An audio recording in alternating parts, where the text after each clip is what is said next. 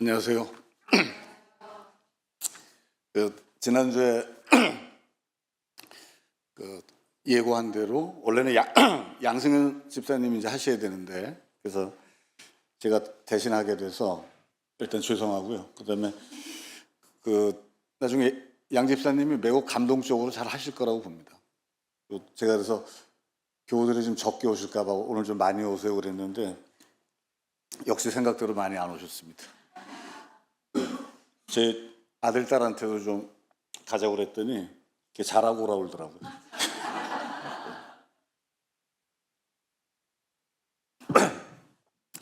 이게 매번 제가 4년 동안 이제 3번 했습니다. 보니까 4년간. 그래서 윤석열 때 2번 하고 그 전에 이제 문재인 정권 때 1번 했는데 할 때마다 느끼는 건데 역시 이제 목사님들이 위대하시다 이제 그 생각을 하게 됩니다. 예, 준비하신 분들 다 느끼시죠? 예. 제가 했던 주제를 찾아보니까 여론과 관련된 거, 그리고 이제 선거와 관련된 거, 또 이제 어떤 정세, 정치가 관련된 게 2번 있었고, 한 번은 이제 우리 교회의 사회 선교에 대해서 이제 한번 말씀을 나눴습니다. 그래서 이번에 이제 뉴스에 보면 지금 뭐 워낙 많잖아요. 사건 사고가. 뭐 최근에 이제 미국에서 비행기 타고 온 그것도 있고, 그러니까 어이없는 사건이 너무 많기 때문에 주제를 뭐로 할까 해서 이제 고민을 많이 했습니다. 그래서 주제를 잡는데 한 일주일 정도 걸린 것 같고요.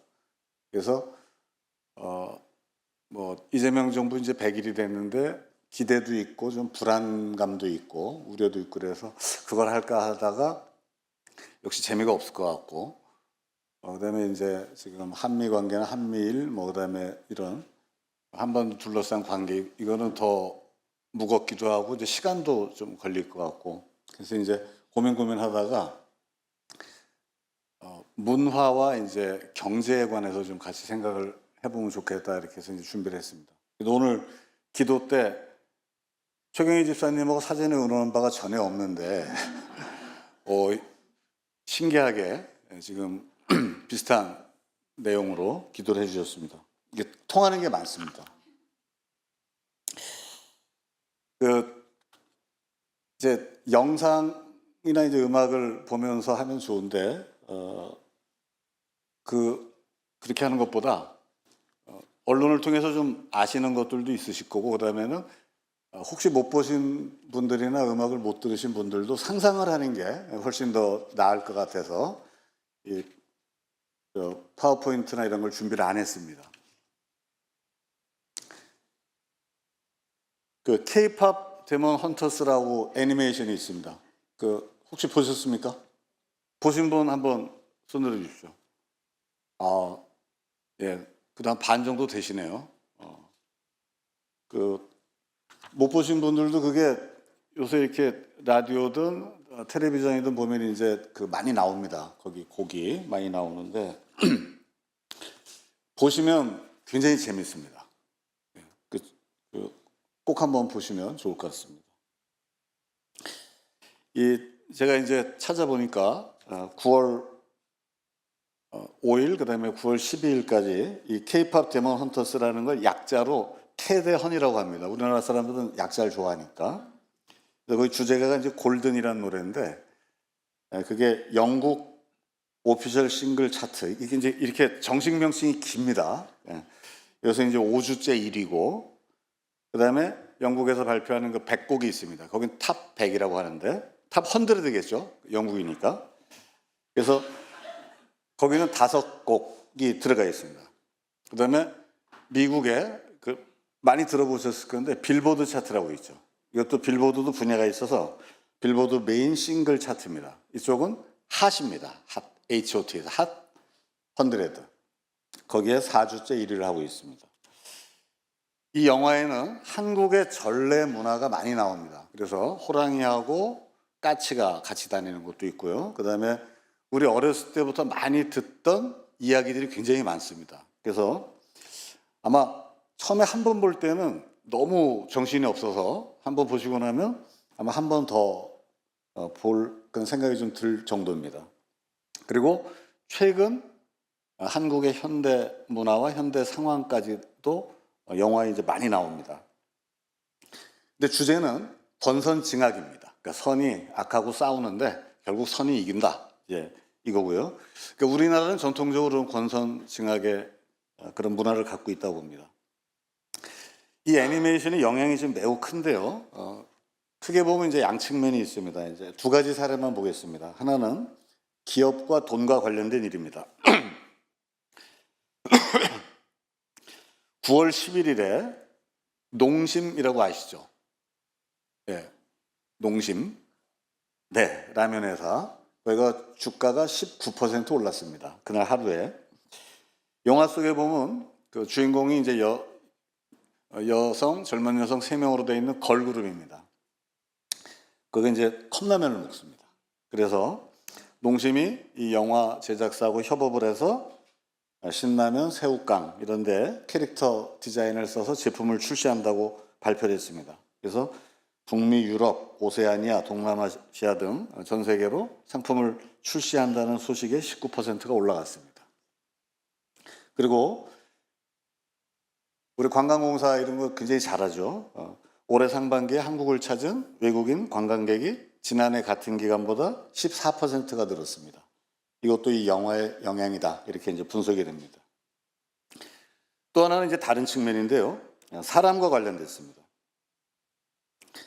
이 3인조 걸그룹이 이게 이름이 뭔지 아시죠? 헌트릭스. 예. 그리고 5인조 악령 그룹이 있습니다. 그게 이름이 사자보이스. 예. 그래서 이 걸그룹이 악령 그룹을 무너뜨리기 위해서 부르는 노래가 있습니다. 이게 영어로는 Take Down입니다. TAKEDOWN. 그래서 우리말로 하면 끌어내려. 이건데 이게 영국 차트에서는 24위였습니다. 지난주에 제가 보니까. 문제는 이 노래를 8월 달부터 지금 9월에 인도네시아에서 시위대가 이 노래를 부릅니다. 예. 모르셨죠? 예. 동아일보에 나온 겁니다. 그러니까 모르셔도 괜찮습니다. 동아일보에서 아주 자세하게 이걸 현지 취재를 해서 썼는데 아주 잘 썼습니다. 아시다시피 이제 현재 인도네시아는 9월 첫 주까지 해서 10명의 사망자가 났습니다. 한국 언론에 보도된 내용을 간단하게 보면 인도네시아는 최근 10년 동안 계속 일자리가 줄고 소득이 줄고 중산층이 붕괴되고 빈부격차가 커지고 불평등이 심화됐습니다. 대통령 이름이 프라보워 수비안토입니다. 이 사람은 취임한 지 아직 1년이 안 됐습니다. 그런데 선거를 할 때 연평균 8%의 경제 성장을 하겠다 하면서 집권을 했습니다. 그런데 이 사람은 60년대에 인도네시아에서 수백만 명을 학살하고 권력을 잡았던 수하르토라는 사람이 있습니다. 연세 드신 분들은 좀 아실 거예요. 그리고 이 사람의 친위 대장으로 불리던 사람입니다. 우리식으로 하면 그러니까 전두환 때 있었던 장세동 같은 사람인 거죠. 그리고 수하르토의 딸과 결혼을 했다가 윤상현처럼 이혼을 했습니다. 그리고 직전 정부에서 국방장관을 하다가 대통령이 됐습니다. 그러니까 대략 그려지시죠. 예. 그리고 이 사람의 아버지, 할아버지는 과거 식민지 시절에 제국주의 쪽에 줄을 서서 왔던 그 계보입니다. 인도네시아는 7월 달에 그 재산세 고지서가 이제 발부가 됐는데 지역에 따라서 5배에서 10배 정도 재산세가 올랐습니다. 그 이유가 중앙정부가 예산 삭감을 하면서 지방자치단체에 주던 예산을 대폭 줄였습니다. 그러니까 지방자치단체가 이거를 메우기 위해서 재산세도 올리고 우리식으로 공시지가도 올린 거죠. 그러니까 사람들이 화가 났겠죠. 네, 그래서 산발적으로 항의 시위가 일어나고 있었습니다. 그러다가 8월 14일에 거기도 우리처럼 카톡 같은 게 있습니다. 그쪽은 틱톡이 있습니다. 틱톡. 그래서 SNS에 국회의원 급여 하루 25만 원으로 인상한다라는 영상이 올라왔습니다.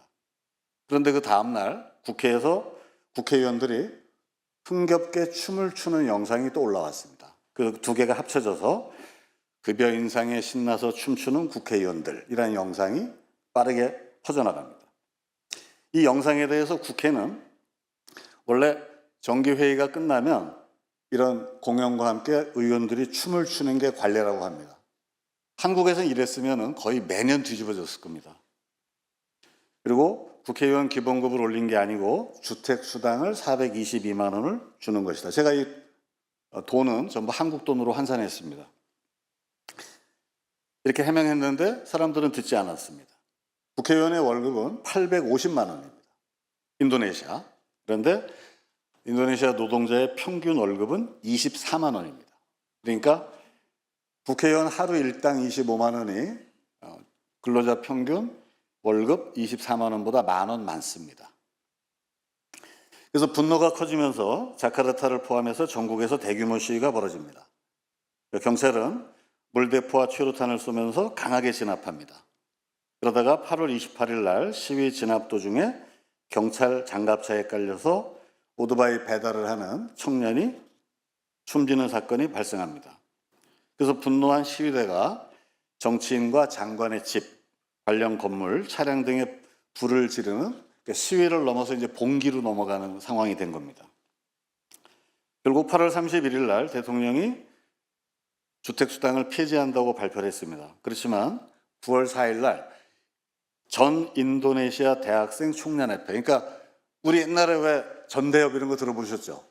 그때 열심히 하던 분이 이제 우리 교회도 집사님으로 좀 몇 분 계십니다만은 그런 것처럼 지금 인도네시아는 이제 나라가 큰 나라고 인구가 많은데 이게 있습니다. 인도네시아 대학생 총연합회. 그리고 시민단체들이 있고 우리식으로 제야도 있습니다. 거기가. 그래서 거기가 연합을 해서 17개 플러스 8개 요구안을 주장을 하면서 다시 시위에 나섰습니다.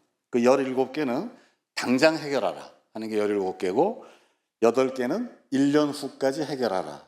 가 이제 8개입니다. 그러니까 우리하고는 조금 다르죠. 우리는 1년 후까지 해결하려는 건 없죠.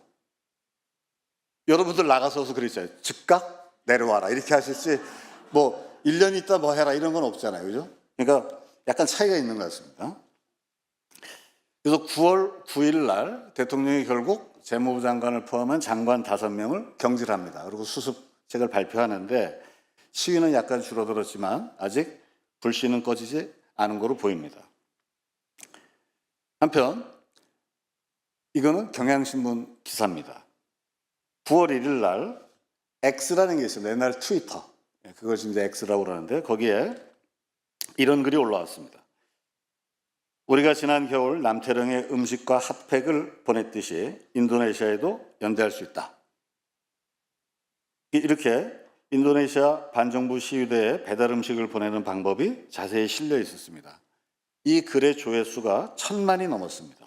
그리고 주문 인증샷도 줄줄이 이어졌습니다.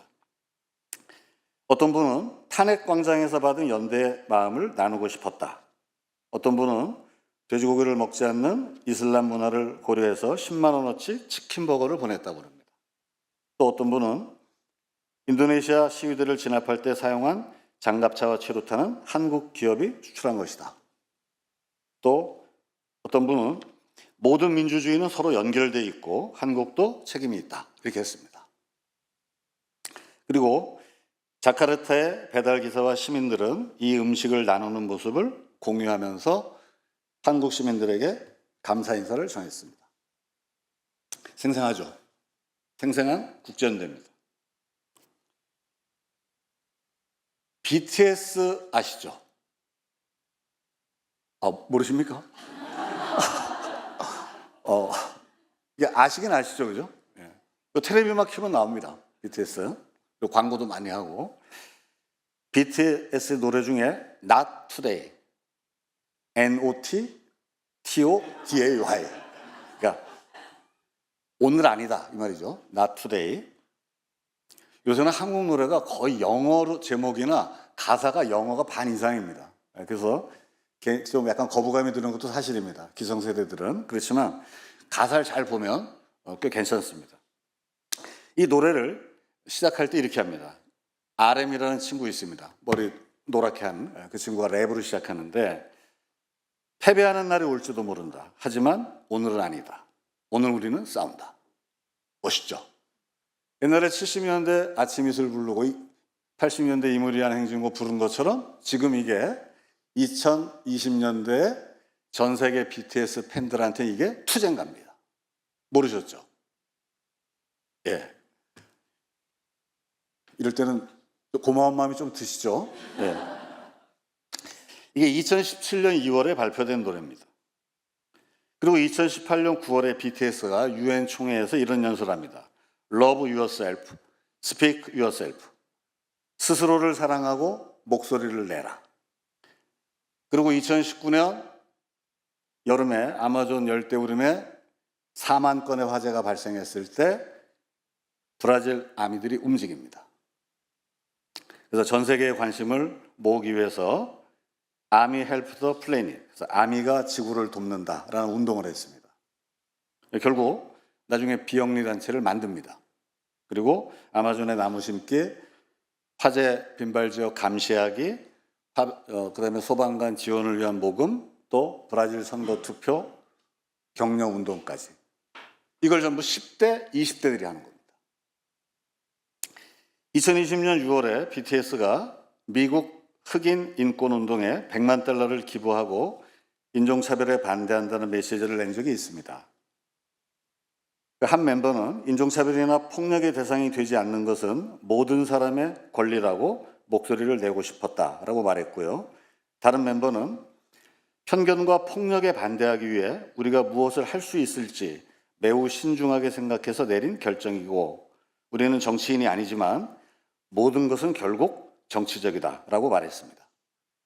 그러니까 BTS가 100만 달러를 기부한 바로 다음 날 미국의 팬클럽 아미가 똑같이 100만 달러를 모았습니다. 그때부터 지금까지 미국의 아미는 극우 세력에 맞서서 싸우고 있습니다. 홍콩, 미얀마, 필리핀, 또 아시아의 많은 나라들에서 시위 현장에는 K-팝이 투쟁가처럼 등장합니다. 2023년 5월에 태국에서 총선이 있었습니다. 그때 야당인 전진당입니다. 이름이 전진당. 여기서 K-팝을 노래하면서 선거운동을 쭉 했는데 1당이 됐습니다. 가장 많은 득표를 얻었고 가장 많은 의석수를 얻었습니다. 그런데 이 전진당이 태국은 왕실 모독죄라는 게 있거든요. 그래서 그거를 없애야 된다라고 주장하다가 헌법재판소에서 해산이 됐습니다. 자, 중요한 건 K-팝 그룹의 팬클럽은 한국이든 세계든 대부분이 10대와 20대입니다. 그런데 이게 한 10년 지나니까 그때 20대였던 데 30대가 됐겠죠. 근데 30대 초반인데도 문화적인 공감 능력이 있는 분들은 40대가 됐겠죠. 그래서 우리가 직접 경험했지만 윤석열을 끌어내릴 때 여의도하고 광화문에서 20대, 30대, 40대 여성들이 또 왜 그렇게 많은 응원봉이 나왔는가를 우리가 이해할 수 있을 거라고 생각합니다. 한국 젊은이들만이 아니라 세계 젊은이들이 이 K-팝을 가지고 연대하고 행동하고 있습니다. 지금 네팔에서 대규모 반정부 시위로 어저께까지 최소 51명이 사망했습니다. 네팔도 지금 거의 봉기로 들어갔죠. 총리가 사임했습니다. 최근 아시아에서 대규모 유혈 시위가 벌어진 국가가 인도네시아, 방글라데시가 있습니다. 그리고 2022년에는 스리랑카에서도 반정부 시위가 있었습니다. 방글라데시와 스리랑카에서는 정권이 교체됐습니다. 지금 네팔도 정권이 이제 교체됩니다. 총리가 사임했기 때문에요. 시위가 시작된 표면적인 이유는 약간씩 다릅니다. 그렇지만 근본은 불평등과 부정부패가 핵심입니다. 세계경제포럼은 2023년 1월에 2020년 이후 새롭게 창출된 42조 달러의 자산 중 3분의 2가 최상위 1%의 차지가 됐다고 발표했습니다. 세계경제포럼은 돈이 있는 사람들, 권력을 가진 사람들의 모임입니다. 아시죠? 스위스 다보스에서 하는 겁니다. 반면에 세계불평등연구소라고 있습니다. 이건 시민단체가 하는 건데요. 여기서는 2024년 1월 보고서에서 2020년 이후 세계 최상위 부유층 5명의 자산이 2배로 늘어나는 동안 전 세계 50억 명의 사람들이 더 가난해졌다. 이렇게 발표했습니다. 역사상 이토록 소수의 인원이 많은 부를 소유한 적은 없었다고 발표했습니다. 2023년 세계 100대 기업이 얻은 이윤 중에서 82%는 초부유층한테 돌아갔습니다. 그리고 글로벌 대기업 1,600개 중에 자기 회사와 또 관계사들이 있죠. 계열사, 하청 이런 기업들. 거기에 생활임금을 보장하는 기업은 0.4%에 불과합니다. 나머지는 전부 최저임금이라는 뜻입니다. 그리고 한국에 대한 언급이 있습니다. 이게 상당히 충격적인데요. 한국의 경제적 불평등 수준이 1997년 외환위기 이후 나빠져서 2020년 현재 1930년대 일제강점기 수준에 근접했다라고 발표했습니다. 현재 세계 경제 체제로는 빈곤 퇴치는 불가능하다. 이것도 이제 발표했습니다.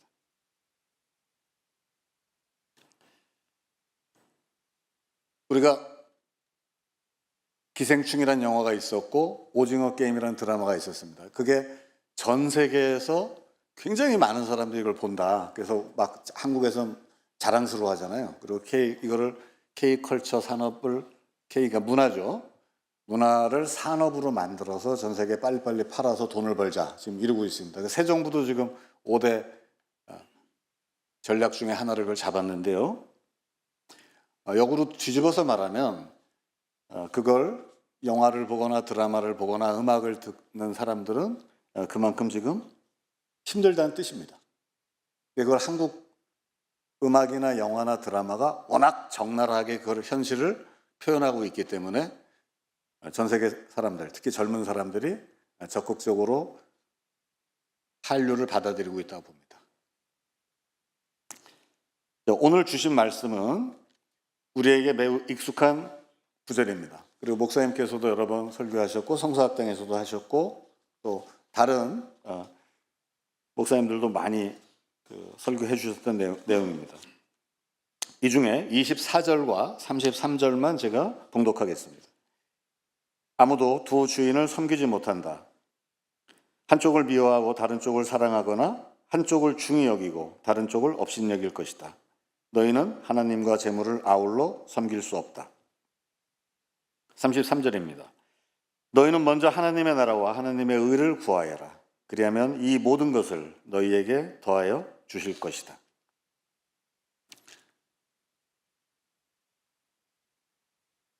오늘 중요한 주제입니다. 경제 성장이란 말을 우리는 많이 씁니다. 익숙합니다. 경제 발전이란 말도 그렇고요. 그런데 이 경제 성장이나 경제 발전이라는 용어와 인간의 삶의 풍요로움, 이것을 우리는 결합해서 많이 생각을 합니다. 이 사고는 수구 세력이나 보수 세력이나 진보 세력이나 똑같습니다. 극히 일부만 이런 사고에서 벗어나 있습니다. 이는 우리의 사고를 꼼짝 못하게 만든 일종의 초대형 틀입니다. 영어로는 프레임이라고 합니다. 프레임이란 말 많이 쓰죠. 저 창문 틀. 요새 하도 영어를 많이 쓰니까요. 이에 대해서 2002년도에 녹색평론사에서 발간된 경제성장이 안 되면 우리는 풍요롭지 못할 것인가 라는 책이 있습니다. 이 책의 저자 더글러스 러미스 교수가 상세하게 이걸 밝힙니다. 이분은 경제성장 또는 발전이라는 용어가 1949년에 미국의 트루먼 대통령 취임식 때 시작됐다는 것을 밝혔습니다. 발전시킨다, 성장시킨다는 용어는 다른 사회를 자신들이 착취하기 적합한 제도를 가지도록 변경시킨다는 뜻입니다. 즉, 채집경제나 농업경제 사회가 있었을 거 아니에요? 그 사회 사람들을 자본주의가 뜯어내는 건 힘듭니다. 그래서 그들이 자본주의로 변하게 해서 뜯어낸다는 뜻입니다. 그들의 노동력과 사회 자원을. 마치 일제가 한국을 식민지로 삼았을 때 그렇게 자본주의로 강제로 바꾼 것, 이걸 생각하시면 좀 이해가 되실 겁니다. 1949년부터 미국에서는 발전 경제학이라는 분야가 생겼고 미국 정부는 막대한 돈을 투입합니다. 대기업들과 함께 많은 기금을 만듭니다.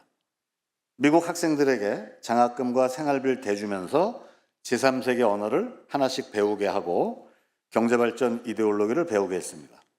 또 세계 각국에서 학생들을 불러서 미국에서 박사가 될 때까지 키웁니다. 경제성장 이데올로기를 집어넣습니다. 그리고 그의 나라로 다시 돌려보냅니다.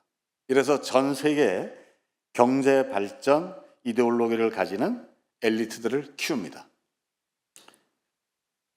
이 이데올로기는 매우 무섭습니다.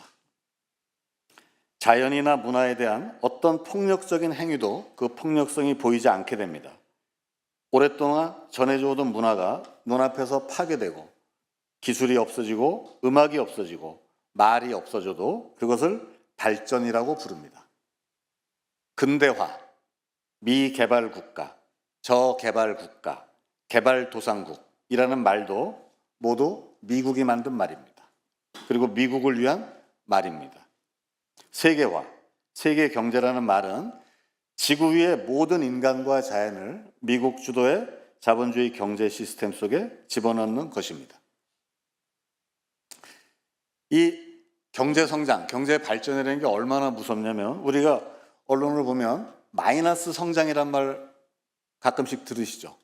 주로 기자나 앵커, 학자, 정치인, 정책 담당자가 말합니다. 성장을 하면 만약에 성장에 반단 말이면 감소가 된다고 낼 거 아니에요? 근데 절대 그렇게 말은 안 씁니다. 마이너스 성장이라고 씁니다. 무섭죠? 이 더글러스 러미스는 자본주의 사회에서 부자가 되는 방법은 간단하다고 말합니다. 다른 사람들을 가난하게 만드는 것이다 라고 말합니다. 또 우리가 그럴듯한데라고 생각하는 게 있는데요. 한 사회의 모든 사람이 동시에 우리가 어제보다 오늘 다 같이 돈이 많아지면 좋지 않을까? 이렇게 생각할 수 있잖아요. 아니라고 그럽니다. 그럼 인플레이션만 된다 이렇게 말합니다. 풍요하고는 관계없습니다. 이해가 되시죠? 이처럼 이 저자가 경제발전, 경제성장이라는 용어가 또 그 성격이 미국 주도의 초대형 이데올로기라고 하는 걸 밝혔습니다. 이것은 이미 76년간 세계를 지배하는 이데올로기입니다. 가장 강력한.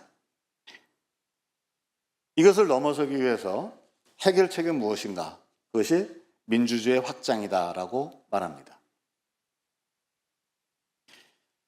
한편 한국에서는 이 이데올로기에 맞서서 일부 인사들이 노력을 했습니다. 그런데 이렇게 했습니다. 누구를 위한 경제 성장인가? 이렇게 문제 제기를 했습니다.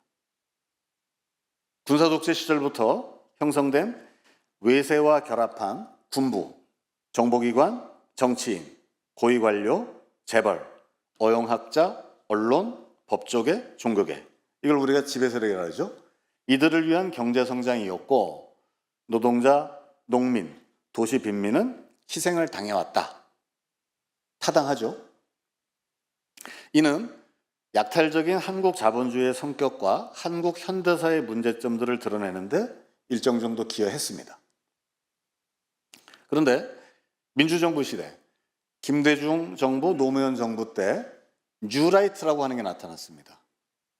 이때 이들이 이 지배 세력을 산업화 세력이라고 부르기 시작했습니다. 그리고 그것과 반대되는 개념으로 집권당, 민주당과 집권 세력을 민주화 세력이라고 부르면서 등치시키는 산업화 세력과 민주화 세력이라고 하는 용어를 쓰기 시작했습니다. 산업화 세력이라고 이름을 붙이는 순간 그들이 친일, 친미, 반민족, 그 다음에 독재와 함께 했고 사람들을 짓밟는 이런 성격은 전부 사라지는 거죠. 산업화에 공이 있는 거죠. 한편 실제 민주화운동과 관련 없는 사람들이 민주화 세력이라고 하는 용어에 본인들이 마치 자기가 그런 것처럼 해서 민주화 세력을 자처합니다. 그래서 이 뒤에는 이명박 때부터 지금까지는 산업화 세력과 민주화 세력이 협력해야 된다라고 하는 게 굉장히 많은 글에 나타납니다. 언론을 보면 거의 매일 칼럼에서 발견할 수 있을 정도입니다. 이렇게 용어는 새로 만들어지고 그 새로 만들어지는 용어는 무언가 목적을 가지고 만들어지고 무언가 목적을 위해서 사용되고 있습니다. 지금 정치 분야로 보면 국힘은 산업화 세력이고 현재 더불어민주당은 민주화 세력입니다. 이렇게 오랫동안 76년 동안 한국에서는 경제 성장이 당연시됐습니다. 그리고 사람들의 의식을 지배했습니다. 그러나 누구를 위한 경제 성장인가라는 표현은 결국 경제 성장을 전제한다는 점에서 경제 성장론의 하위 프레임입니다. 하위 틀이 되겠죠. 그래서 최근 30년 동안 이런 말씀 많이 들으셨을 겁니다. 성장 우선이냐 분배 우선이냐. 이게 토론 많았죠. 방송에서도. 늘 성장이 이깁니다.